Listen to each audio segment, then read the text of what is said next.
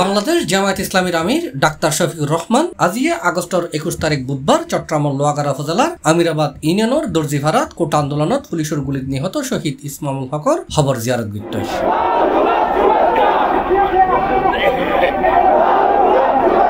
এ সময় তিনি উপস্থিত হাজারো জনতার উদ্দেশ্যে বক্তব্য রাখি। বক্তব্যে তিনি হই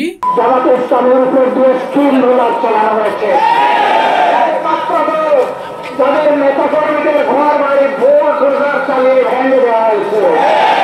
হাজার হাজার মামলা দায়ের করে লক্ষ লক্ষ সহকর্মীদেরকে দফায় দফায় আমরা এদেশের মানুষের অধিকার আদায়ের জন্য, আল্লাহর দিন কর্মের জন্য মহান মাহবুব চাওয়ার কারো কাছে মাথার মধ্যে কসম করে বলছি, আল্লাহ যতদিন আমাদেরকে জীবন দিলেন আমাদের এই লড়াই মাথা উঁচু করে ইনশাআল্লাহ অব্যাহত থাকবে। আল্লাহ দিনের চূড়ান্ত বিজয় না হওয়া পর্যন্ত আমাদের এই লড়াই চলবে ইনশাআল্লাহ।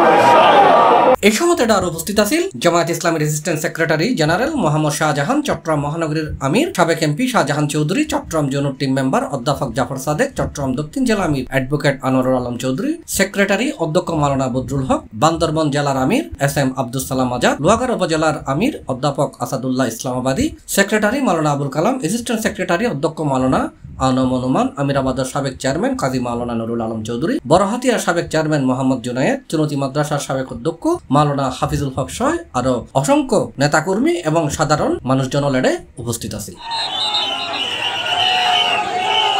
C+ চট্টগ্রাম।